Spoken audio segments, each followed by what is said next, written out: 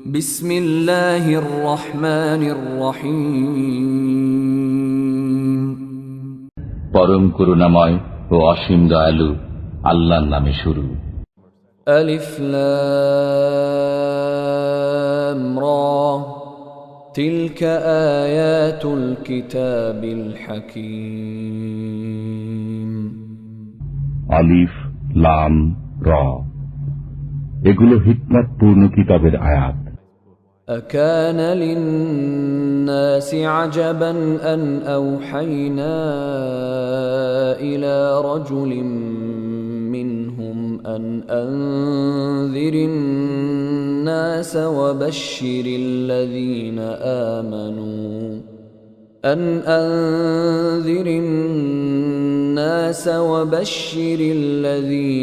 آمنوا أن لهم قدم صدق عند ربهم قال الكافرون إن هذا لساحر مبين মানুষের কাছে কি আশ্চর্য লাগছে যে আমি ওহী পাঠিয়েছি তাদেরই মধ্য থেকে একজনের কাছে, যেন তিনি মানুষকে ভয়ের কথা শুনিয়ে দেন এবং সুসংবাদ শুনিয়ে দেন ঈমানদারদেরকে। তাদের জন্য সত্য মর্যাদা রয়েছে তাদের পরওয়ারদিগারের কাছে। কাফিররা বলতে লাগল, নিঃসন্দেহে এ লোক প্রকাশ্য জাদুকর। إن ربكم الله الذي خلق السماوات والأرض في 6 أيام ثم استوى على العرش يدبر الأمر ما من شفيع إلا من بعد إذنه ذلكم الله ربكم فاعبدوه أفلا تذكرون নিশ্চয়ই তোমাদের পালনকর্তা আল্লাহ, যিনি তৈরি করেছেন আসমান ও জমিনকে 6 দিনে, অতঃপর তিনি আরশের উপর অধিষ্ঠিত হয়েছেন। তিনি পরিচালনা করেন কাজের, কেউ সুপারিশ করতে পারবে না তবে তার অনুমতির পর। আল্লাহ হচ্ছেন তোমাদের পালনকর্তা, অতএব তোমরা তাঁরই ইবাদত করো। তোমরা কি কিছুই চিন্তা করো না? إليه مرجعكم جميعا وعد الله حقا إنه يبدأ الخلق ثم يعيده ليجزي الذين آمنوا وعملوا الصالحات بالقسط والذين كفروا لهم شراب من حميم وعذاب أليم بما كانوا يكفرون তাঁর কাছে ফিরে যেতে হবে তোমাদের সবাইকে। আল্লাহর ওয়াদা সত্য। তিনি সৃষ্টি করেন প্রথমবার, পুনর্বার তৈরি করবেন তাদেরকে বদলা দেওয়ার জন্য, যারা ঈমান এনেছে এবং নেক কাজ করেছে ইনসাফের সাথে। আর যারা কাফির হয়েছে তাদের পান করতে হবে ফুটন্ত পানি এবং ভোগ করতে হবে যন্ত্রণাদায়ক আযাব, এজন্য যে তারা কুফরি করছিল। هو الذي جعل الشمس ضياء والقمر نورا وقدره منازل لتعلموا عدد السنين والحساب ما خلق الله ذلك إلا بالحق يفصل الآيات لقوم يعلمون তিনি সেই মহান সত্তা, যিনি বানিয়েছেন সূর্যকে চমকদার আর চন্দ্রকে আলো হিসেবে, এবং অতঃপর নির্ধারণ করেছেন এবং এর জন্য মঞ্জিল সমূহ, যাতে করে তোমরা চিনতে পারো বছরগুলোর সংখ্যা ও হিসাব। আল্লাহ পাক এই সমস্ত কিছু এমনি বানিয়ে দেননি, কিন্তু তদবিরের সাথে। তিনি প্রকাশ করেন লক্ষণ সমূহ সেই সমস্ত লোকদের জন্য যাদের জ্ঞান আছে। إن في اختلاف الليل والنهار وما خلق الله في السماوات والأرض لآيات لقوم يتقون নিশ্চয়ই রাত দিনের পরিবর্তনের মাঝে এবং যা কিছু তিনি সৃষ্টি করেছেন আসমান ও জমিনে সবই হল নিদর্শন সেসব লোকের জন্য যারা ভয় করে। ইন্নাল্লাযীনা লা ইয়ারজুনা লিকাআনা ওয়া রাদু বিল হায়াতিদ দুনিয়া ওয়া তামাআন্নু বিহা ওয়াল্লাযীনা হুম আন আয়াতিনা গাফিলুন। অবশ্যই যেসব লোক আমার সাক্ষাৎ লাভের আশা রাখে না এবং পার্থিব জীবন নিয়েই উৎফুল্ল রয়েছে তাতেই প্রশান্তি অনুভব করেছে এবং যারা আমার নিদর্শন সমূহ সম্পর্কে বেখবর, উলাইকা মাওয়াহুমুন নার বিমা কানু ইয়াকসিবুন। এমন লোকদের ঠিকানা হল আগুন, সেসবের বদলা হিসাবে যা তারা অর্জন করেছিল।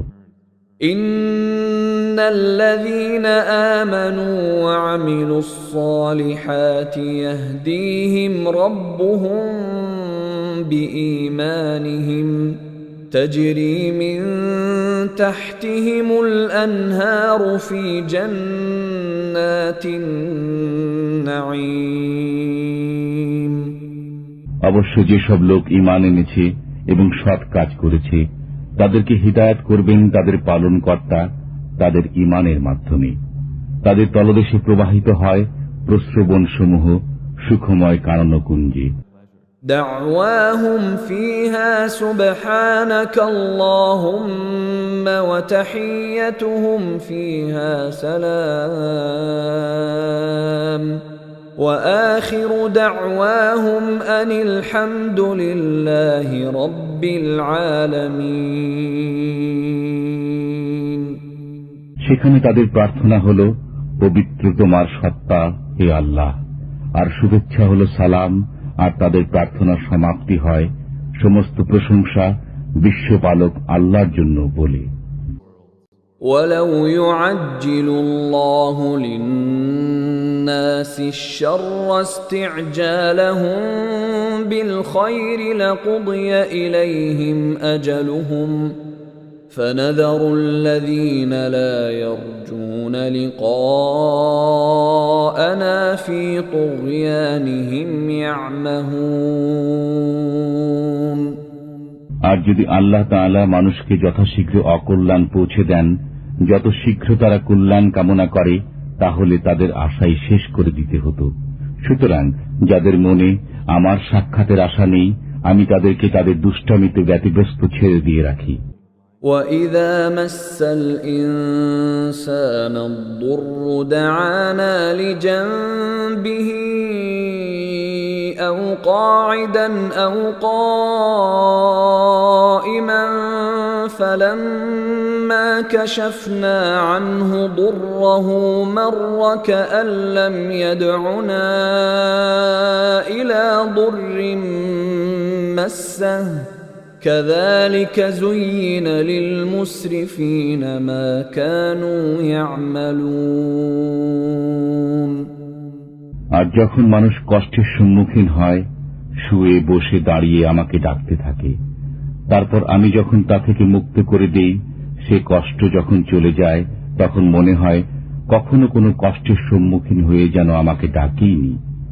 এমনি ভাবে মনোপুত হয়েছে নির্ভয় লোকদের যা তারা করেছে। وَلَقَدْ أَهْلَكْنَا الْقُرُونَ مِنْ قَبْلِكُمْ لَمَّا ظَلَمُوا وَجَاءَتْهُمْ رُسُلُهُم بِالْبَيِّنَاتِ وَمَا كَانُوا لِيُؤْمِنُوا كَذَلِكَ نَجْزِي الْقَوْمَ الْمُجْرِمِينَ। অবশ্য তোমাদের পূর্বে বহু দলকে ধ্বংস করে দিয়েছি, তখন তারা জালিম হয়ে গেছে। অথচ রসুল তাদের কাছেও এসব বিষয়ের প্রকৃষ্ট নির্দেশ নিয়ে এসেছিলেন, কিন্তু কিছুতেই তারা ঈমান আনল না। এমনি ভাবে আমি শাস্তি দিয়ে থাকি পাপী সম্প্রদায়কে। ثُمَّ جَعَلْنَاكُمْ خَلَائِفَ فِي الْأَرْضِ مِنْ بَعْدِهِمْ لِنَنْظُرَ كَيْفَ تَعْمَلُونَ। অতঃপর আমি তোমাদেরকে জমিনে তাদের পর প্রতিনিধি বানিয়েছি, যাতে দেখতে পারি তোমরা কি করো।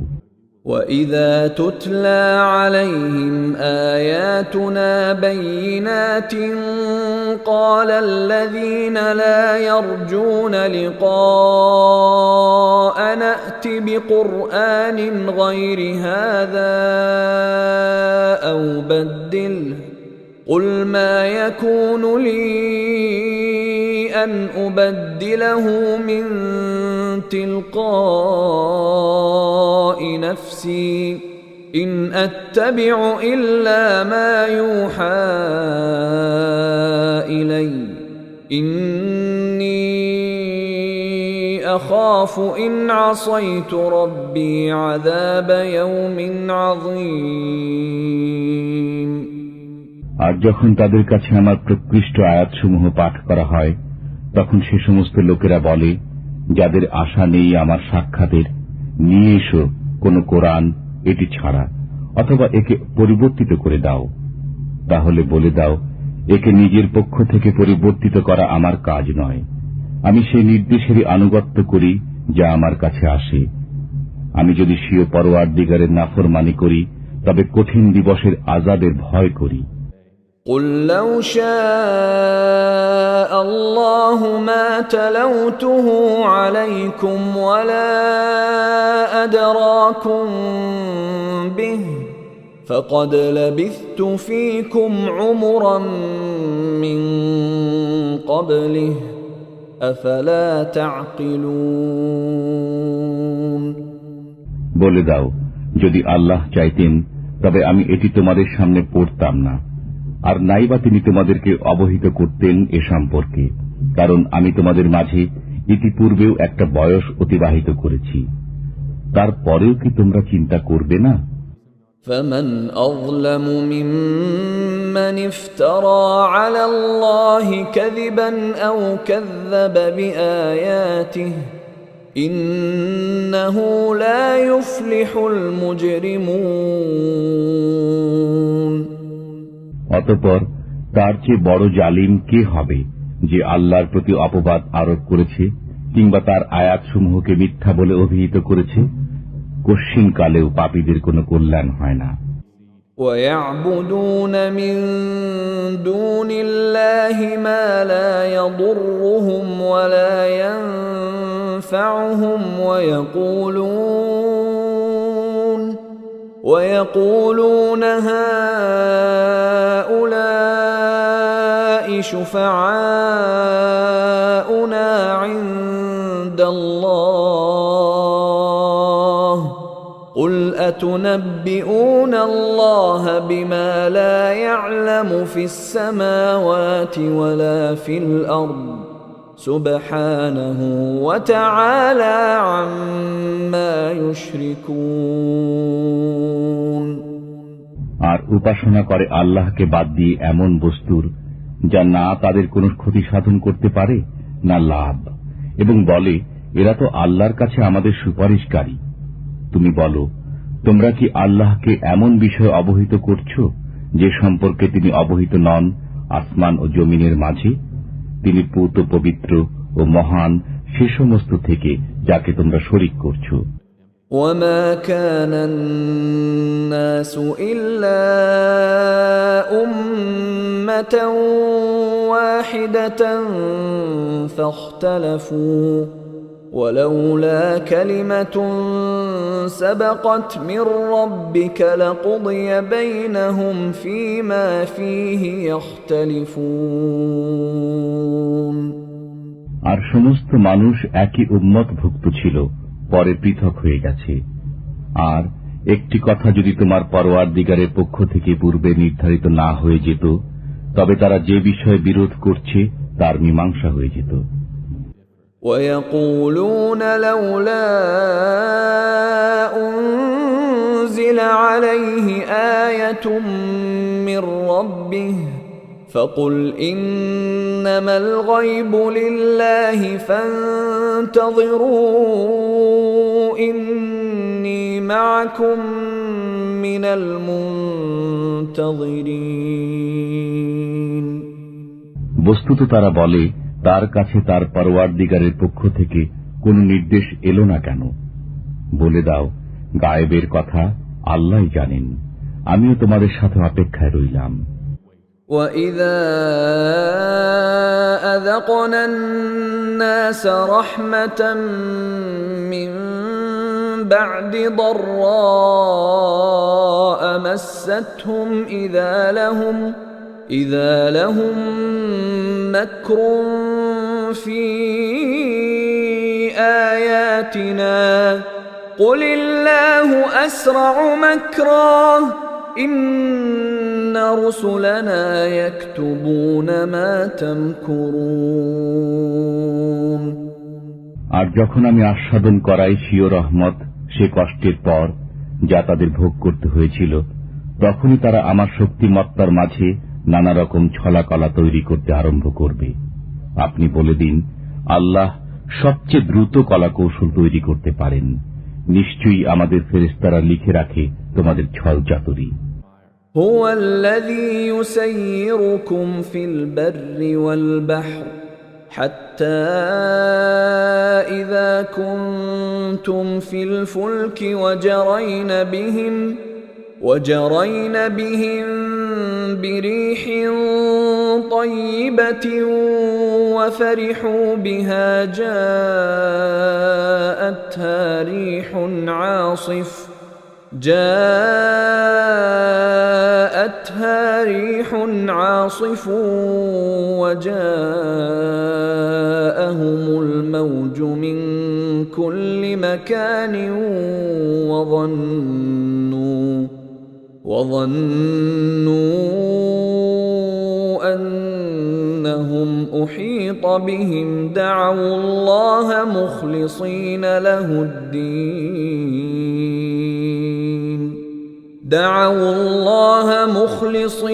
له الدين لئن أنجيتنا من هذه لنكونن من الشاكرين।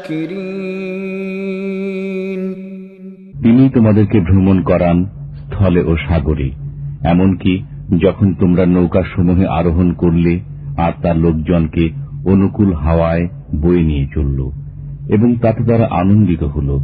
নৌকাগুলোর উপর এলো তীব্র বাতাস আর সর্বদিক থেকে সেগুলোর উপর ঢেউ আসতে লাগলো এবং তারা জানতে পারল যে তারা অবরুদ্ধ হয়ে পড়েছে।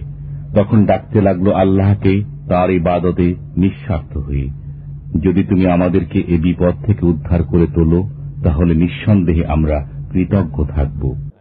فَلَمَّا أَنْجَاهُمْ إِذَا هُمْ يَبْغُونَ فِي الْأَرْضِ بِغَيْرِ الْحَقِّ يَا أَيُّهَا النَّاسُ إِنَّمَا بَغْيُكُمْ عَلَى أَنفُسِكُمْ مَتَاعَ الْحَيَاةِ الدُّنْيَا ثُمَّ إِلَيْنَا مَرْجِعُكُمْ فَنُنَبِّئُكُم بِمَا كُنتُمْ تَعْمَلُونَ। তারপর যখন তাদেরকে আল্লাহ বাঁচিয়ে দিলেন, তখনই তারা পৃথিবীতে অনাচার করতে লাগলো অন্যায়ভাবে। হে মানুষ, শোনো, তোমাদের অনাচার তোমাদেরই উপর পড়বে।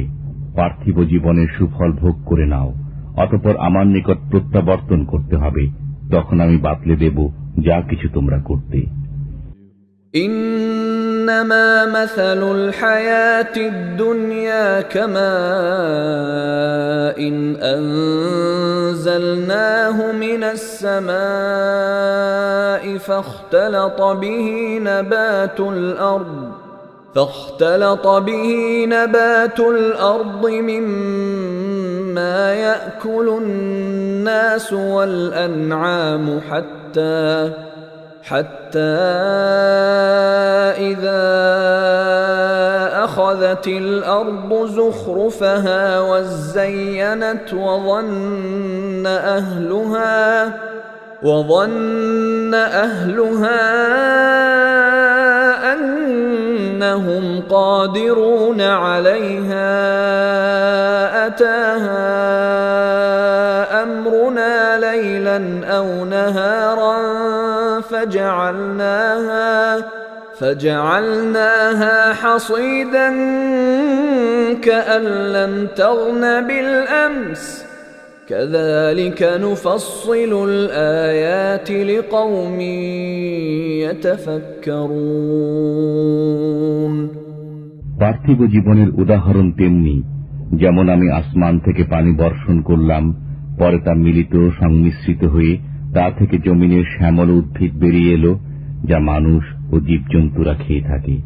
এমনকি জমিন যখন সৌন্দর্য সুসময় ভরে উঠল আর জমিনের অধিকর্তারা ভাবতে লাগল এগুলো আমাদের হাতে আসবে, হঠাৎ করে তার উপর আমার নির্দেশ এলো রাত্রে কিংবা দিনে, তখন সেগুলোকে কেটে স্তূপাকার করে দিল, যেন কালো এখানে কোনো আবাদ ছিল না।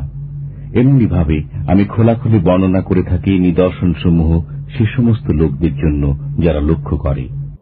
ওয়াল্লাহু ইয়াদউ ইলা দারিস সালাম ওয়া ইয়াহদি মান ইয়াশাউ ইলা সিরাতিন মুস্তাকিম। আর আল্লাহ শান্তি নিরাপত্তার আলোয়ের প্রতি আহ্বান জানান এবং যাকে ইচ্ছা সরল পথ প্রদর্শন করেন। লিল্লাযীনা আহসানুল হুসনা ওয়া জিয়াদা ওয়ালা ইয়ারহাকু ওজুহাহুম কতরু ওয়ালা যিল্লাহ উলাইকা আসহাবুল জান্নাহ হুম ফিহা খালিদুন। যারা সৎকর্ম করেছে তাদের জন্য রয়েছে কল্যাণ এবং তারও চেয়ে বেশি, আর তাদের মুখমণ্ডলকে আবৃত করবে না মলিনতা কিংবা অপমান। তারাই হল জান্নাতবাসী, এতে তারা বসবাস করতে থাকবে অনন্তকাল। والذين كسبوا السيئات جزاء سيئة بمثلها وترهقهم ذلة ما لهم من الله من عاصم كأنما أغشيت وجوههم قطعا من الليل مظلما أولئك أصحاب النار هم فيها خالدون। আর যারা সঞ্চয় করেছে অকল্যাণ ও অসৎ কর্মের বদলায়, সে পরিমাণ অপমান তাদের চেহারাকে আবৃত করে ফেলবে। কেউ নেই তাদেরকে বাঁচাতে পারে আল্লাহর হাত থেকে। তাদের মুখমণ্ডল যেন ঢেকে দেয়া হয়েছে আঁধার রাতের টুকরা দিয়ে। এরা হল দোজখবাসী, এরা এতেই থাকতে পারবে অনন্তকাল। وَيَوْمَ نَحْشُرُهُمْ جَمِيعًا ثُمَّ نَقُولُ لِلَّذِينَ أَشْرَكُوا مَكَانَكُمْ أَنْتُمْ وَشُرَكَاؤُكُمْ فَزَيَّلْنَا بَيْنَهُمْ وَقَالَ شُرَكَاؤُهُمْ مَا كُنْتُمْ إِيَّانَا تَعْبُدُونَ। আর যেদিন আমি তাদের সবাইকে সমবেত করব, আর যারা শিরক করত তাদেরকে বলবো, তোমরা এবং তোমাদের শরীকরা নিজ নিজ জায়গায় দাঁড়িয়ে যাও। অতঃপর তাদেরকে পারস্পরিক বিচ্ছিন্ন করে দেব। তখন তাদের শরীকরা বলবে, তোমরা তো আমাদের উপাসনা বন্দেগী করনি। فَكَفَى بِاللَّهِ شَهِيدًا بَيْنَنَا وَبَيْنَكُمْ إِن كُنَّا عَنْ عِبَادَتِكُمْ لَغَافِلِينَ। বস্তুত আল্লাহ আমাদের ও তোমাদের মাঝে সাক্ষী হিসেবে যথেষ্ট। আমরা তোমাদের বন্দেগী সম্পর্কে জানতাম না। هُنَالِكَ تَبْلُو كُلُّ نَفْسٍ مَا أَسْلَفَتْ وَرُدُّوا إِلَى اللَّهِ مَوْلَاهُمُ الْحَقِّ وَضَلَّ عَنْهُمْ مَا كَانُوا يَفْتَرُونَ। সেখানে প্রত্যেকে যাচাই করে নিতে পারবে যা কিছু সে ইতিপূর্বে করেছিল এবং আল্লাহর প্রতি প্রত্যাবর্তন করবে, যিনি তাদের প্রকৃত মালিক, আর তাদের কাছ থেকে দূরে যেতে থাকবে যারা মিথ্যা বলত। قل من يرزقكم من السماء والأرض أم من يملك السمع والأبصار ومن يخرج الحي من الميت ويخرج الميت من الحي ومن يدبر الأمر فسيقولون الله فقل أفلا تتقون তুমি জিজ্ঞেস করো, কে রুজি দান করে তোমাদেরকে আসমান থেকে ও জমিন থেকে, কিংবা কে তোমাদের কান ও চোখের মালিক? তাছাড়া কে জীবিতকে মৃতের ভেতর থেকে বের করেন এবং কেই বা মৃতকে জীবিতের মধ্য থেকে বের করেন? কে করেন কর্ম সম্পাদনের ব্যবস্থাপনা? তখন তারা বলে উঠবে, আল্লাহ। তখন তুমি বলো, তারপরেও ভয় করছো না? فذلكم الله ربكم الحق فماذا بعد الحق إلا الضلال فأنى تصرفون অতএব এ আল্লাহই তোমাদের প্রকৃত পালনকর্তা, আর সত্য প্রকাশের পরে উদ্ভ্রান্ত ঘোড়ার মাঝে কি রয়েছে গোমরাহি ছাড়া? সুতরাং কোথায় ঘুরছো? كذلك حقت كلمة ربك على الذين فسقوا أنهم لا يؤمنون এমনিভাবে স্বপ্রমাণিত হয়ে গেছে তোমার পরওয়ারদিগারের বাণী সেসব নাফরমানের ব্যাপারে যে এরা ঈমান আনবে না। قل هل من شركائكم من يبدأ الخلق ثم يعيده قل الله يبدأ الخلق ثم يعيده فأنى تؤفكون বলো, আছে কি কেউ তোমাদের শরীকের মাঝে যে সৃষ্টিকে পয়দা করতে পারে এবং আবার জীবিত করতে পারে? বলো, আল্লাহই প্রথমবার সৃষ্টি করেন এবং অতঃপর তার পুনরুদ্ভব করবেন। অতএব কোথায় ঘুরপাক খাচ্ছ? قل هل من شركائكم من يهدي إلى الحق قل الله يهدي للحق أفمن يهدي إلى الحق أحق أن يتبع أم من لا يهدي إلا أن يهدى فما لكم كيف تحكمون জিজ্ঞেস করো, আছে কি কেউ তোমাদের শরীকদের মধ্যে যে সত্য সঠিক পথ প্রদর্শন করবে? বলো, আল্লাহই সত্য সঠিক পথ প্রদর্শন করেন। সুতরাং এমন যে লোক সঠিক পথ দেখাবে তার কথা মান্য করা, কিংবা যে লোক নিজে নিজে পথ খুঁজে পায় না তাকে পথ দেখানো কর্তব্য। অতএব তোমাদের কি হলো? কেমন তোমাদের বিচার?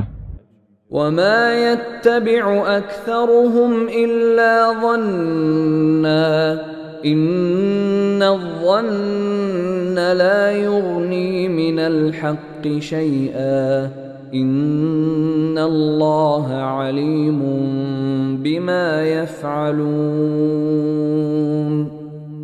বস্তুত তাদের অধিকাংশই শুধু আন্দাজ অনুমানের উপর চলে, অথচ আন্দাজ অনুমান সত্যের বেলায় কোনো কাজেই আসে না। আল্লাহ ভালো করে জানেন তারা যা কিছু করে। وما كان هذا القرآن أن يفترى من دون الله ولكن تصديق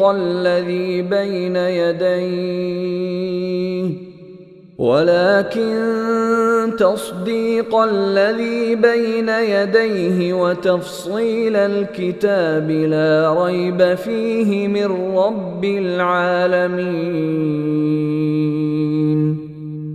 আর কোরআন সে জিনিস নয় যে আল্লাহ ব্যতীত কেউ তা বানিয়ে নেবে, অবশ্য এটি পূর্ববর্তী কালামের সত্যায়ন করে এবং সে সমস্ত বিষয়ের বিশ্লেষণ দান করে যা তোমার প্রতি দেয়া হয়েছে, যাতে কোনো সন্দেহ নেই তোমার বিশ্ব পালনকর্তার পক্ষ থেকে। أم يقولون افتراه قل فأتوا بسورة مثله وادعوا من استطعتم من دون الله إن كنتم صادقين। মানুষ কি বলে যে এটি বানিয়ে এনেছ? বলে দাও, তোমরা নিয়ে এসো একটি সূরা আর ডেকে নাও যাদেরকে নিতে সক্ষম হও আল্লাহ ব্যতীত, যদি তোমরা সত্যবাদী হয়ে থাকো। بل كذبوا بما لم يحيطوا بعلمه ولما يأتهم تأويله كذلك كذب الذين من قبلهم فانظر كيف كان عاقبة الظالمين। কিন্তু কথা হলো এই যে তারা মিথ্যা প্রতিপন্ন করতে আরম্ভ করেছে যাকে বুঝতে তারা অক্ষম, অথচ এখনো এর বিশ্লেষণ আসেনি। এমনি ভাবে মিথ্যা প্রতিপন্ন করেছে তাদের পূর্ববর্তীরা। অতএব লক্ষ্য করে দেখো কেমন হয়েছে পরিণতি। ومنهم من يؤمن به ومنهم من لا يؤمن به وَرَبُّكَ أَعْلَمُ بِالْمُفْسِدِينَ। আর তাদের মধ্যে কেউ কেউ কোরআনকে বিশ্বাস করবে এবং কেউ কেউ বিশ্বাস করবে না। বস্তুত তোমার পরওয়ারদিগার যথার্থই জানেন দুরাচারদেরকে।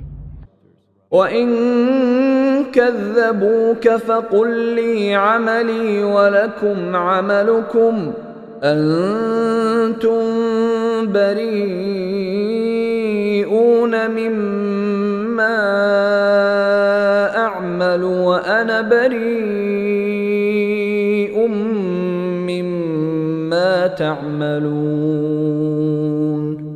আর যদি তোমাকে মিথ্যা প্রতিপন্ন করে তবে বলো, আমার জন্য আমার কর্ম আর তোমাদের জন্য তোমাদের কর্ম। তোমাদের দায় দায়িত্ব নেই আমার কর্মের উপর এবং আমার দায় দায়িত্ব নেই তোমরা যা করো সেজন্য। وَمِنْهُمْ مَنْ يَسْتَمِعُونَ إِلَيْكَ أَفَأَنْتَ تُسْمِعُ الصُّمَّ وَلَوْ كَانُوا لَا يَعْقِلُونَ। তাদের কেউ কেউ কান রাখে তোমাদের প্রতি, তুমি বধিরদেরকে কি শোনাবে যদি তাদের বিবেক বুদ্ধি না থাকে? وَمِنْهُمْ مَنْ يَنْظُرُ إِلَيْكَ أَفَأَنْتَ تَهْدِي الْعُمْيَ وَلَوْ كَانُوا لَا يُبْصِرُونَ। আবার তাদের মধ্যে কেউ কেউ তোমাদের প্রতি দৃষ্টি নিবদ্ধ রাখে, তুমি অন্ধদেরকে কি পথ দেখাবে যদি তারা মোটেও দেখতে না পায়?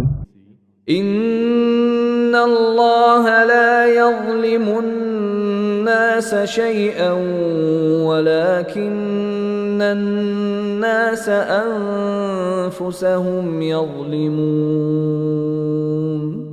আল্লাহ জুলুম করেন না মানুষের উপর, বরং মানুষ নিজেই নিজের উপর জুলুম করে। وَيَوْمَ يَحْشُرُهُمْ كَأَن لَّمْ يَلْبَثُوا إِلَّا سَاعَةً مِّنَ النَّهَارِ يَتَعَارَفُونَ بَيْنَهُمْ قَدْ خَسِرَ الَّذِينَ كَذَّبُوا بِلِقَاءِ اللَّهِ وَمَا كَانُوا مُهْتَدِينَ। আর যেদিন তাদেরকে সমবেত করা হবে যেন তারা অবস্থান করেনি, তবে দিনের এক দ্বন্দ্ব, একজন অপরজনকে চিনবে। নিঃসন্দেহে ক্ষতিগ্রস্ত হয়েছে যারা মিথ্যা প্রতিপন্ন করেছে আল্লাহর সাথে সাক্ষাৎকে এবং সরল পথে আসেনি। وَإِمَّا نُرِيَنَّكَ بَعْضَ الَّذِي نَعِدُهُمْ أَوْ نَتَوَفَّيَنَّكَ فإلينا مرجعهم ثم الله شهيد على ما يفعلون। আর যদি আমি দেখাই তোমাকে সেই ওয়াদা সমূহের মধ্য থেকে কোনো কিছু, যা আমি তাদের সাথে করেছি, অথবা তোমাকে মৃত্যু দান করি? যাই হোক, আমার কাছেই তাদেরকে প্রত্যাবর্তন করতে হবে। বস্তুত আল্লাহ সে সমস্ত কর্মের সাক্ষী যা তারা করে। وَلِكُلِّ أُمَّةٍ رَّسُولٌ فَإِذَا جَاءَ رَسُولُهُمْ قُضِيَ بَيْنَهُم بِالْقِسْطِ وَهُمْ لَا يُظْلَمُونَ। আর প্রত্যেক সম্প্রদায়ের এক একজন রসুল রয়েছে। যখন তাদের কাছে তাদের রসুল ন্যায়দণ্ড সহ উপস্থিত হল, তখন আর তাদের উপর জুলুম হয় না। وَيَقُولُونَ مَتَى هَذَا الْوَعْدُ إِن كُنتُمْ صَادِقِينَ। তারা আরো বলে, এই ওয়াদা কবে আসবে, যদি তোমরা সত্যবাদী হয়ে থাকো? قُل لَّا أَمْلِكُ لِنَفْسِي ضَرًّا وَلَا نَفْعًا إِلَّا مَا شَاءَ اللَّهُ لِكُلِّ أُمَّةٍ أَجَلٌ إِذَا جَاءَ أَجَلُهُمْ فَلَا يَسْتَأْخِرُونَ سَاعَةً وَلَا يَسْتَقْدِمُونَ। তুমি বলো, আমি আমার নিজের ক্ষতি কিংবা লাভেরও মালিক নই, কিন্তু আল্লাহ যা ইচ্ছা করেন। প্রত্যেক সম্প্রদায়ের জন্যই এক একটি ওয়াদা রয়েছে। যখন তাদের সে ওয়াদা এসে পৌঁছে যাবে, তখন না একদণ্ড পেছনে সরতে পারবে, না সামনে ফসকাতে পারবে। قُلْ أَرَأَيْتُمْ إِنْ أَتَاكُمْ عَذَابُهُ بَيَاتًا أَوْ نَهَارًا مَاذَا يَسْتَعْجِلُ مِنْهُ الْمُجْرِمُونَ। তুমি বলো, আচ্ছা দেখো তো দেখি, যদি তোমাদের উপর তার আযাব রাতারাতি অথবা দিনের বেলা এসে পৌঁছে যায়, তবে এর আগে পাপীরা কি করবে? أَثُمَّ إِذَا مَا وَقَعَ آمَنْتُمْ بِهِ الْآنَ وَقَدْ كُنْتُمْ بِهِ تَسْتَعْجِلُونَ। তাহলে কি আযাব সংঘটিত হয়ে যাবার পর এর প্রতি বিশ্বাস করবে? এখন স্বীকার করলে, অথচ তোমরা এরই তাগাদা করতে। ثُمَّ قِيلَ لِلَّذِينَ ظَلَمُوا ذُوقُوا عَذَابَ الْخُلْدِ هَلْ تُجْزَوْنَ إِلَّا بِمَا كُنتُمْ تَكْسِبُونَ। অতঃপর বলা হবে গুনাহগারদেরকে, ভোগ করতে থাকো অনন্ত আযাব, তোমরা যা কিছু করতে তার তাই প্রতিফল। وَيَسْتَنبِئُونَكَ أَحَقٌّ هُوَ قُلْ إِي وَرَبِّي إِنَّهُ لَحَقٌّ وَمَا أَنْتُمْ بِمُعْجِزِينَ। আর তোমার কাছে সংবাদ জিজ্ঞেস করে, এটা কি সত্য? বলে দাও, অবশ্যই আমার পরওয়ারদিগারের কসম, এটা সত্য, আর তোমরা পরিশ্রান্ত করে দিতে পারবে না। وَلَوْ أَنَّ لِكُلِّ نَفْسٍ ظَلَمَتْ مَا فِي الْأَرْضِ لَافْتَدَتْ بِهِ وَأَسَرُّوا النَّدَامَةَ لَمَّا رَأَوُا الْعَذَابَ وَقُضِيَ بَيْنَهُم بِالْقِسْطِ وَهُمْ لَا يُظْلَمُونَ। বস্তুত যদি প্রত্যেক গুনাহগারের কাছে এত পরিমাণ থাকে যা আছে সমগ্র জমিনের মাঝে, আর অবশ্যই যদি সেগুলো নিজের মুক্তির বিনিময় দিতে চাইবে আর গোপনে গোপনে অনুতাপ করবে যখন আযাব দেখবে, বস্তুত তাদের জন্য সিদ্ধান্ত হবে ন্যায়সঙ্গত এবং তাদের উপর জুলুম হবে না। ألا إن لله ما في السماوات والأرض ألا إن وعد الله حق ولكن أكثرهم لا يعلمون। শুনে রাখো, যা কিছু রয়েছে আসমান সমূহে ও জমিনে সবই আল্লাহর। শুনে রাখো, আল্লাহর প্রতিশ্রুতি সত্য, তবে অনেকেই জানে না। هو يحيي ويميت وإليه ترجعون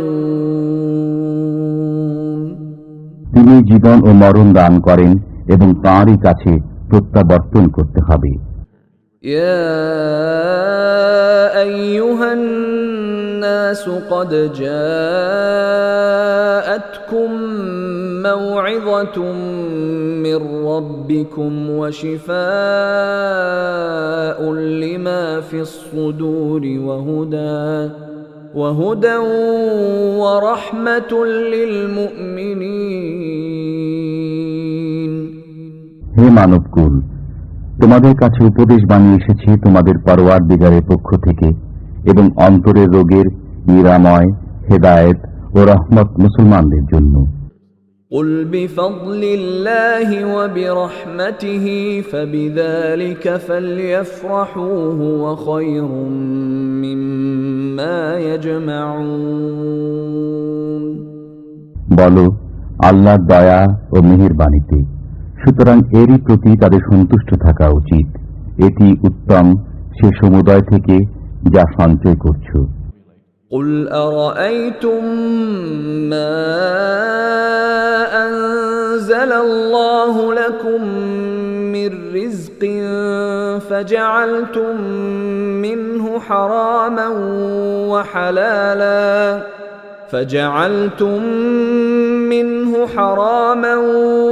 وحلالا قل الله أذن لكم أم على الله تفترون বলো, আচ্ছা, নিজেই লক্ষ্য করে দেখো, যা কিছু আল্লাহ তোমাদের জন্য রিজিক হিসাবে অবতীর্ণ করেছেন, তোমরা সেগুলোর মধ্য থেকে কোনটাকে হারাম আর কোনটাকে হালাল সাব্যস্ত করছো? বলো, তোমাদেরকে কি আল্লাহ নির্দেশ দিয়েছেন, নাকি আল্লাহর উপর অপবাদ আরোপ করছো?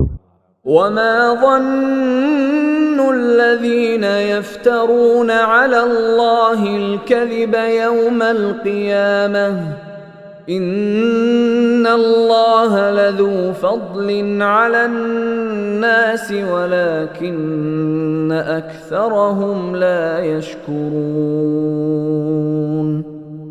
আর আল্লাহর প্রতি মিথ্যা অপবাদ আরোপকারীদের কি ধারণা কিয়ামত সম্পর্কে? আল্লাহ তো মানুষের প্রতি অনুগ্রহই করেন, কিন্তু অনেকেই কৃতজ্ঞতা স্বীকার করে না। وما تكون في شأن وما تتلو منه من قرآن ولا تعملون من عمل إلا كنا عليكم شهودا إذ تفيضون فيه وما يعزب عن ربك من مثقال ذرة في الأرض ولا في السماء ولا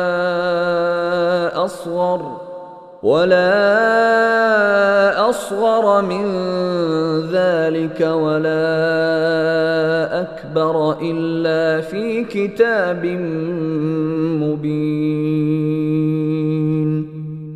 বস্তুত যে কোনো অবস্থাতেই তুমি থাকো এবং কোরআনের যে কোনো অংশ থেকে পাঠ করো কিংবা যে কোনো কাজই তোমরা করো, অথচ আমি তোমাদের নিকটে উপস্থিত থাকি যখন তোমরা তাতে আত্মনিয়োগ করো।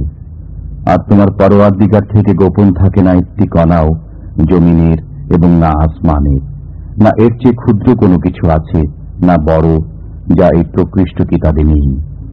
ألا إن أولياء الله لا خوف عليهم ولا هم يحزنون মনে রেখো, যারা আল্লাহর বন্ধু, তাদের না কোনো ভয়ভীতি আছে, না তারা চিন্তান্বিত হবে। الذين آمنوا وكانوا يتقون যারা ঈমান এনেছে এবং তাকওয়া অবলম্বন করেছে।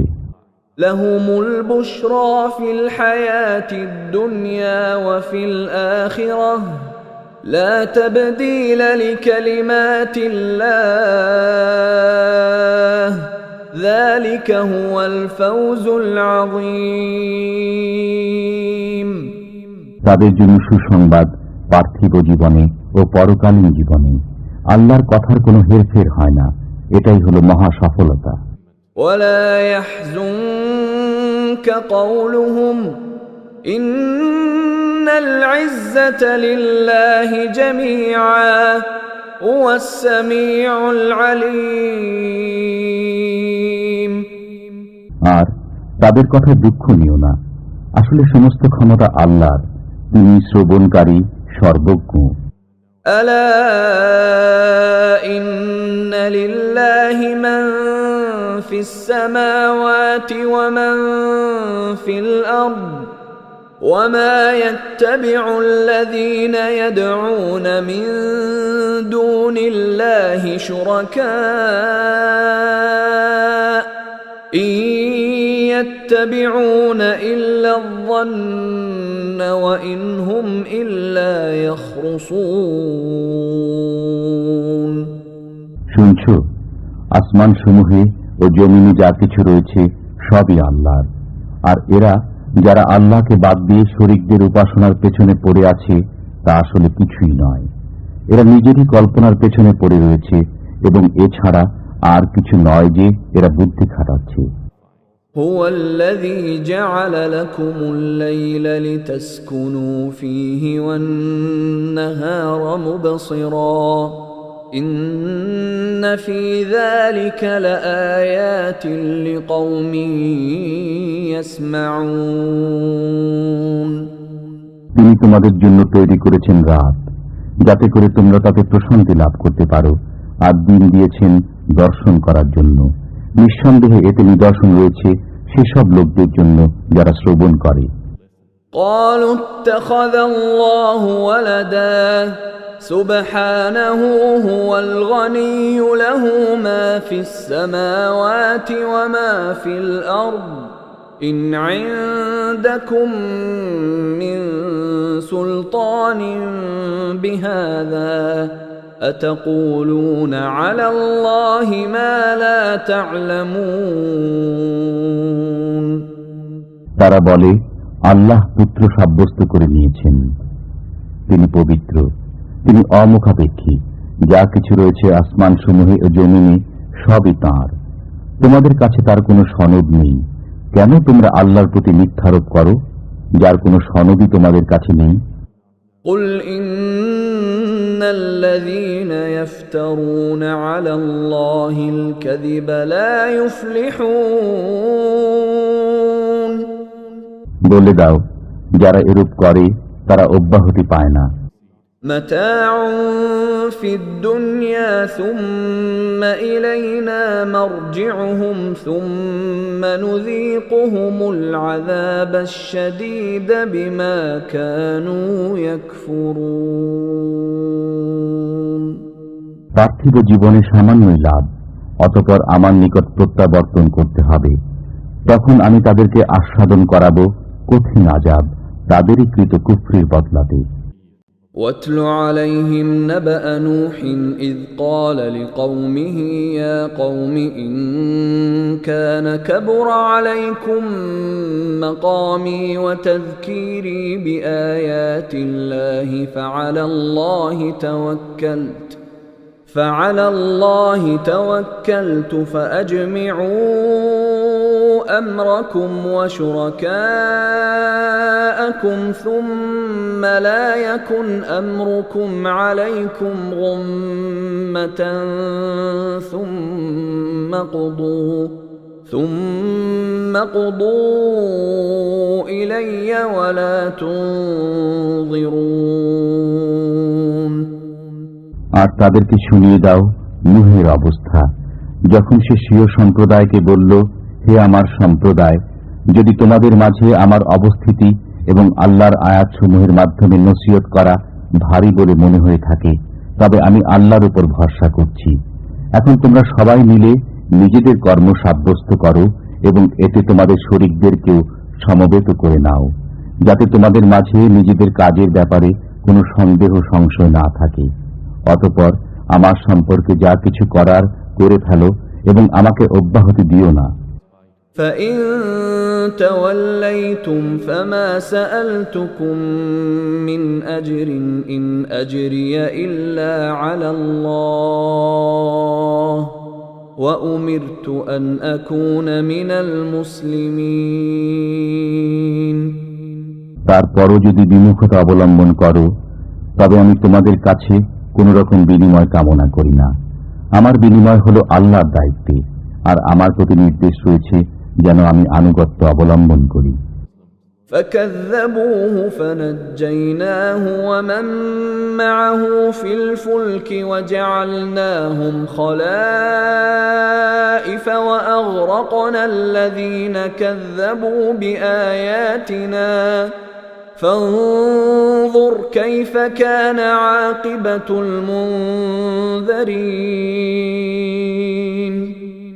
তারপরও এরা মিথ্যা প্রতিপন্ন করল, সুতরাং তাকে এবং তার সাথে নৌকায় যারা ছিল তাদেরকে বাঁচিয়ে নিয়েছি এবং যথাস্থানে আবাদ করেছি, আর তাদেরকে ডুবিয়ে দিয়েছি যারা আমার কথাকে মিথ্যা প্রতিপন্ন করেছে। সুতরাং লক্ষ্য করো কেমন পরিণতি ঘটেছে তাদের, যাদেরকে ভীতি প্রদর্শন করা হয়েছিল। ثم بعثنا من بعده رسلا إلى قومهم فجاءوهم بالبينات فما كانوا ليؤمنوا بما كذبوا به من قبل كذلك نطبع على قلوب المعتدين। অনন্তর আমি নূহের পরে বহু নবী রসুল পাঠিয়েছি তাদের সম্প্রদায়ের প্রতি। তারপর তাদের কাছে তারা প্রকাশ্য দলিল প্রমাণ উপস্থাপন করেছে, কিন্তু তাদের দ্বারা এমনটি হয়নি যে ঈমান আনবে সে ব্যাপারে, যাকে তারা ইতিপূর্বে মিথ্যা প্রতিপন্ন করেছিল। এভাবেই আমি মোহর এঁটে দেই সীমালঙ্ঘনকারীদের অন্তরসমূহের উপর। ثم بعثنا من بعدهم موسى وهارون إلى فرعون وملئه بآياتنا فاستكبروا وكانوا قوما مجرمين। অতঃপর তাদের পেছনে পাঠিয়েছি আমি মুসা ও হারুনকে ফিরাউন ও তার সর্দারের প্রতি স্বীয় নির্দেশাবলী সহকারে, অথচ তারা অহংকার করতে আরম্ভ করেছে। فلما جاءهم الحق من عندنا قالوا إن هذا لسحر مبين। বস্তুত তারা ছিল গুনাহগার। তারপর আমার পক্ষ থেকে যখন তাদের কাছে সত্য বিষয় উপস্থিত হলো তখন বলতে লাগলো, এগুলো তো প্রকাশ্য জাদু। قال موسى أتقولون للحق لما جاءكم أسحر هذا ولا يفلح الساحرون। মুসা বলল, সত্যের ব্যাপারে একথা বলছো? তা তোমাদের কাছে পৌঁছার পর এ কি জাদু? অথচ যারা জাদুকর তারা সফল হতে পারে না। قالوا أجئتنا لتلفتنا عما وجدنا عليه آباءنا وتكون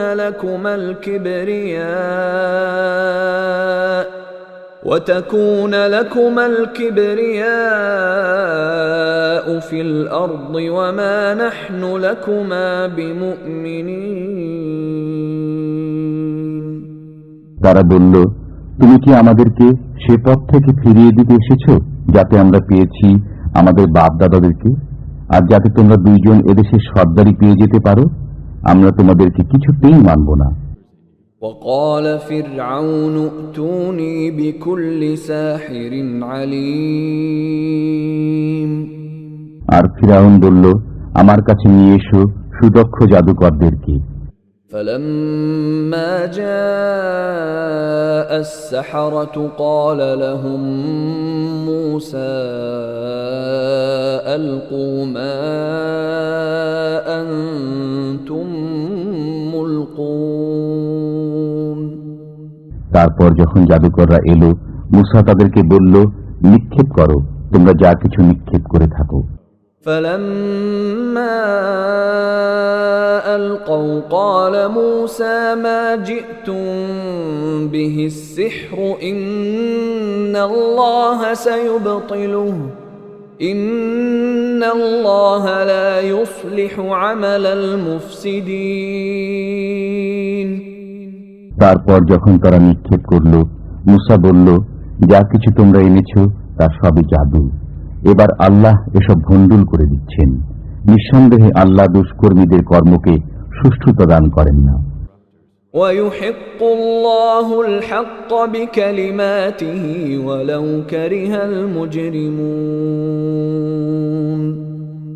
আল্লাহ সত্যকে সত্যে পরিণত করেন স্বীয় নির্দেশে, যদিও পাপীদের তা মনোপুত নয়। فما آمن لموسى إلا ذرية من قومه على خوف من فرعون وملئهم أن يفتنهم وَإِنَّ فِرْعَوْنَ لَعَالٍ فِي الْأَرْضِ وَإِنَّهُ لَمِنَ الْمُسْرِفِينَ। আর কেউ ঈমান আনল না মুসার প্রতি তার কওমের কতিপয় বালক ছাড়া। ফিরাউন ও তার সর্দারের ভয় যে এরা না আবার কোনো বিপদে ফেলে দেয়। ফিরাউন যে সময় কর্তৃত্বের শিখরে আরোহণ করেছিল, আর সে তার হাত ছেড়ে রেখেছিল। وقال موسى يا قوم إن كنتم آمنتم بالله فعليه توكلوا إن كنتم مسلمين। আর মুসা বলল, হে আমার সম্প্রদায়, তোমরা যদি আল্লাহর উপর ঈমান এনে থাকো তবে তারই উপর ভরসা করো, যদি তোমরা ফরমাবরদারও হয়ে থাকো। فقالوا على الله توكلنا ربنا لا تجعلنا فتنة للقوم الظالمين। তখন তারা বলল, আমরা আল্লাহর উপর ভরসা করেছি, হে আমাদের পালনকর্তা, আমাদের উপর এই জালিম কওমের শক্তি পরীক্ষা করিও না। ونجنا برحمتك من القوم الكافرين। আর আমাদেরকে অনুগ্রহ করে ছাড়িয়ে দাও এই কাফিরদের কবল থেকে। وأوحينا إلى موسى وأخيه أن تبوأ لقومكما بمصر بيوتا وجعلوا بيوتكم قبلة وأقيموا الصلاة وبشر المؤمنين। আর আমি নির্দেশ পাঠালাম মুসা এবং তার ভাইয়ের প্রতি যে, তোমরা তোমাদের জাতির জন্য মিশরের মাটিতে বাসস্থান নির্ধারণ করো, আর তোমাদের ঘরগুলো বানাবে কেবলামুখী করে, এবং নামাজ কায়েম করো, আর যারা ঈমানদার তাদেরকে সুসংবাদ দান করো। وقال موسى ربنا إنك آتيت فرعون وملأه زينة وأموالا في الحياة الدنيا ربنا ليضلوا عن سبيلك ربنا اطمس على أموالهم واشدد على قلوبهم فلا يؤمنوا حتى يروا العذاب الأليم। মুসা বলল, হে আমার পরওয়ারদিগার, তুমি ফিরাউনকে এবং তার সর্দারদেরকে পার্থিব জীবনের আড়ম্বর দান করেছ এবং সম্পদ দান করেছ। হে আমার পরওয়ারদিগার, এজন্য যে তারা তোমার পথ থেকে বিপদগামী করবে। হে আমার পরওয়ারদিগার, তাদের ধন সম্পদ ধ্বংস করে দাও এবং তাদের অন্তরগুলোকে কঠোর করে দাও, যাতে করে তারা ততক্ষণ পর্যন্ত ঈমান না আনে যতক্ষণ না বেদনাদায়ক আযাব প্রত্যক্ষ করে নেয়। قال قد أجيبت دعوتكما فاستقيما ولا تتبعان سبيل الذين لا يعلمون বললেন, তোমাদের দোয়া মঞ্জুর হয়েছে, অতএব তোমরা দুজন অটল থাকো এবং তাদের পথে চলো না যারা অজ্ঞ। وجاوزنا ببني إسرائيل البحر فأتبعهم فرعون وجنوده بغيا وعدوا حتى إذا أدركه الغرق قال آمنت أنه لا إله إلا الذي آمنت به بنو إسرائيل وأنا من المسلمين আর বনী ইসরায়েলকে আমি পার করে দিয়েছি নদী, তারপর তাদের পশ্চাৎবাধন করেছে ফিরাউন ও তার সেনাবাহিনী দুরাচার ও বাড়াবাড়ির উদ্দেশ্যে। এমনকি যখন তারা ডুবতে আরম্ভ করল তখন বলল, এবার বিশ্বাস করে নিচ্ছি যে কোনো মাবুদ নেই তাকে ছাড়া, যার উপর ঈমান এনেছে বনী ইসরায়েলরা। বস্তুত আমিও তাঁরই অনুগতদের অন্তর্ভুক্ত। الآن وقد عصيت قبل وكنت من المفسدين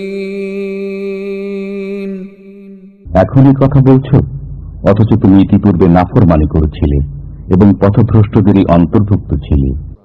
فاليوم ننجيك ببدنك لتكون لمن خلفك آية وإن كثيرا من الناس عن آياتنا لغافلون অতএব আজকের দিনে বাঁচিয়ে দিচ্ছি আমি তোমার দেহকে, যাতে তোমার পশ্চাৎবর্তীদের জন্য নিদর্শন হতে পারে। আর নিঃসন্দেহে বহু লোক আমার মহাশক্তির প্রতি লক্ষ্য করে না। وَلَقَدْ بَوَّأْنَا بَنِي إِسْرَائِيلَ مُبَوَّأَ صِدْقٍ وَرَزَقْنَاهُم مِّنَ الطَّيِّبَاتِ فَمَا اخْتَلَفُوا حَتَّى جَاءَهُمُ الْعِلْمُ إِنَّ رَبَّكَ يَقْضِي بَيْنَهُمْ يَوْمَ الْقِيَامَةِ فِيمَا كَانُوا فِيهِ يَخْتَلِفُونَ আর আমি বনী ইসরায়েলদেরকে দান করেছি উত্তম স্থান এবং তাদেরকে আহার্য দিয়েছি পবিত্র পরিচ্ছন্ন বস্তু সামগ্রী। বস্তুত তাদের মধ্যে মতবিরোধ হয়নি যতক্ষণ না তাদের কাছে এসে পৌঁছেছে সংবাদ। নিঃসন্দেহে তোমার পরওয়ারদিগার তাদের মাঝে মীমাংসা করে দেবেন কিয়ামতের দিন যে ব্যাপারে তাদের মাঝে মতবিরোধ হয়েছিল। فَإِن كُنتَ فِي شَكٍّ مِّمَّا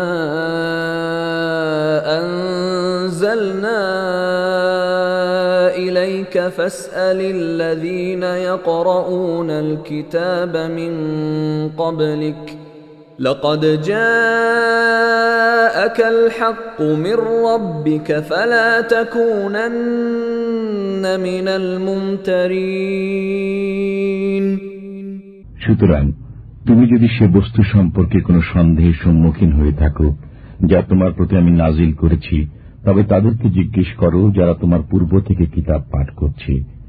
এতে কোনো সন্দেহ নেই যে তোমার পরওয়ারদিগারের নিকট থেকে তোমার নিকট সত্য বিষয় এসেছে, কাজী তুমি কশ্চিনকালেও সন্দেহকারী হও না। ولا تكونن من الذين كذبوا بآيات الله فتكون من الخاسرين এবং তাদের অন্তর্ভুক্ত হও না যারা মিথ্যা প্রতিপন্ন করেছে আল্লাহর বাণীকে, তাহলে তুমিও অকল্যাণে পতিত হয়ে যাবে। إن الذين حقت عليهم كلمة ربك لا يؤمنون যাদের ব্যাপারে তোমার পরওয়ারদিগারের সিদ্ধান্ত নির্ধারিত হয়ে গেছে তারা ঈমান আনবে না। ولو جاءتهم كل آية حتى يروا العذاب الأليم যদি তাদের সামনে সমস্ত নিদর্শনাবলী এসে উপস্থিত হয়, তবুও যতক্ষণ না তারা দেখতে পায় বেদনাদায়ক আযাব। فلولا كانت قرية آمنت فنفعها إيمانها إلا قوم يونس لما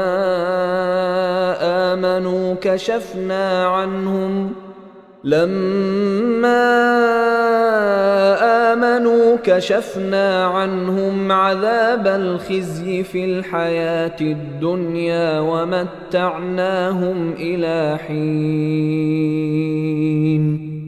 সুতরাং কোন জনপদ কেন এমন হল না যা ঈমান এনেছে অতঃপর তার সেই ঈমান গ্রহণ হয়েছে কল্যাণকর? অবশ্য ইউনূসের সম্প্রদায়ের কথা আলাদা।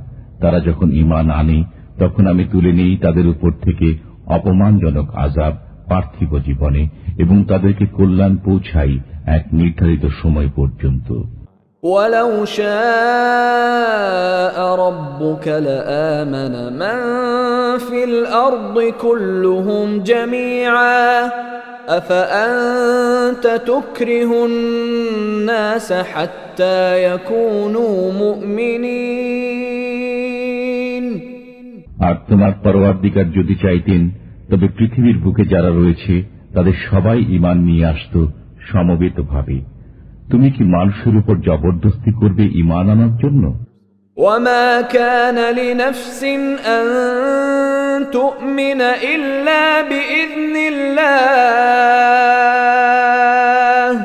وَيَجْعَلُ الرِّجْسَ عَلَى الَّذِينَ لَا يَعْقِلُونَ। আর কারো ঈমান আনা হতে পারে না যতক্ষণ না আল্লাহর হুকুম হয়। পক্ষান্তরে তিনি অপবিত্রতা আরোপ করেন যারা বুদ্ধি প্রয়োগ করে না তাদের উপর। قُلِ انظُرُوا مَاذَا فِي السَّمَاوَاتِ وَالْأَرْضِ وَمَا تُغْنِي الْآيَاتُ وَالنُّذُرُ عَن قَوْمٍ لَّا يُؤْمِنُونَ। তাহলে আপনি বলে দিন, চেয়ে দেখো তো আসমানসমূহে ও জমিনে কি রয়েছে, আর কোন নিদর্শন এবং কোন ভীতি প্রদর্শনী কোনো কাজে আসে না সেসব লোকের জন্য যারা মান্য করে না। فَهَلْ يَنتَظِرُونَ إِلَّا مِثْلَ أَيَّامِ الَّذِينَ خَلَوْا مِن قَبْلِهِمْ قُلْ فَانتَظِرُوا إِنِّي مَعَكُم مِّنَ الْمُنتَظِرِينَ। সুতরাং এখন আর এমন কিছু নেই যার অপেক্ষা করবে, কিন্তু সেসব দিনের মতোই দিন যা অতীত হয়ে গেছে এর পূর্বে। আপনি বলুন, এখন পথ দেখো, আমিও তোমাদের সাথে পথ চেয়ে রইলাম। ثُمَّ نُنَجِّي رُسُلَنَا وَالَّذِينَ آمَنُوا كَذَلِكَ حَقًّا عَلَيْنَا نُنْجِي الْمُؤْمِنِينَ। অতঃপর আমি বাঁচিয়ে নেই নিজের রাসূলগণকে এবং তাদেরকে যারা ঈমান এনেছে এমনি ভাবে। ঈমানদারদের বাঁচিয়ে নেয়া আমার দায়িত্বও বটে। قُلْ يَا أَيُّهَا النَّاسُ إِن كُنتُمْ فِي شَكٍّ مِّن دِينِي فَلَا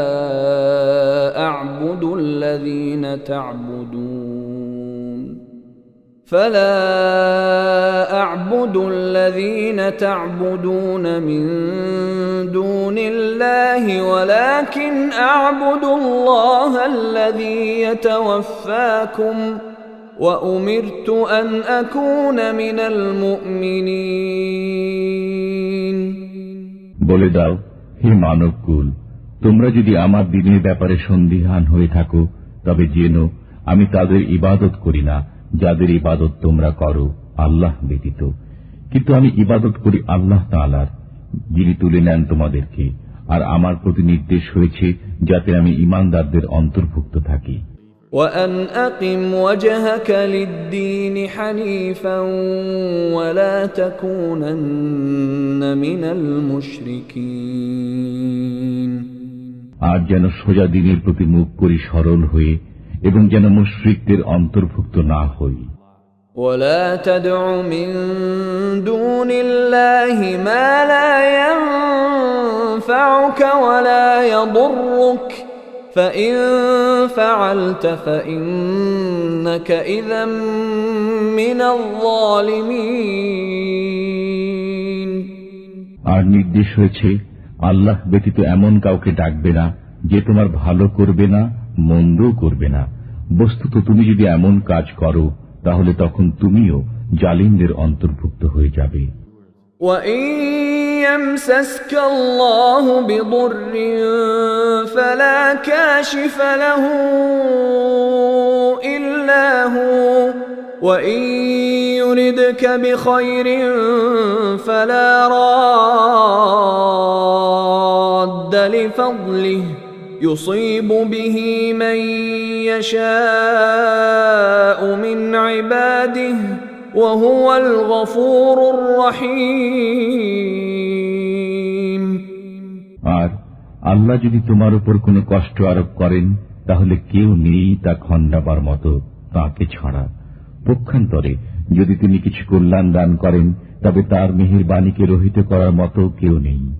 তিনি যার প্রতি অনুগ্রহ দান করতে চান স্বীয় বান্দাদের মধ্যে তাকেই দান করেন। বস্তুত তিনিই ক্ষমাশীল দয়ালু। قُلْ يَا أَيُّهَا النَّاسُ قَدْ جَاءَكُمُ الْحَقُّ مِنْ رَبِّكُمْ فَمَنِ اهْتَدَى فَإِنَّمَا يَهْتَدِي لِنَفْسِهِ وَمَنْ ضَلَّ فَإِنَّمَا يَضِلُّ عَلَيْهَا وَمَا أَنَا عَلَيْكُمْ بِوَكِيلٍ বলে দাও, হে মানবকুল, সত্য তোমাদের কাছে পৌঁছে গেছে তোমাদের পরওয়ারদিগারের তরফ থেকে। এমন যে কেউ পথে আসে সে পথপ্রাপ্ত হয় স্বীয় মঙ্গলের জন্য, আর যে বিভ্রান্ত ঘুরতে থাকে সে স্বীয় অমঙ্গলের জন্য বিভ্রান্ত অবস্থায় ঘুরতে থাকবে। অনন্তর আমি তোমাদের উপর অধিকারী নই। واتبع ما يوحى إليك واصبر حتى يحكم الله وهو خير الحاكمين আর তুমি চলো সে অনুযায়ী যেমন নির্দেশ আসে তোমার প্রতি, এবং সবর করো যতক্ষণ না ফয়সালা করেন আল্লাহ। বস্তুত তিনি হচ্ছেন সর্বোত্তম ফয়সালাকারী।